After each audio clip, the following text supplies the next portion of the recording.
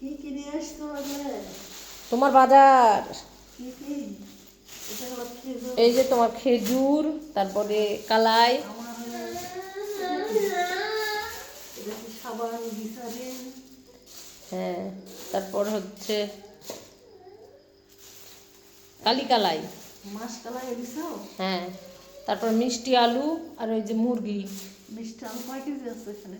5 KG, কি করে নিলে? 40। 40 টাকা করে। হুম, আর মুরগি কত করে নিছো? 170। কিরে মা? ওটা হচ্ছে নতুন খাবার, আমি কখনো খাইনি। বিক্রুট, কি রান্না করে খাইতে হবে?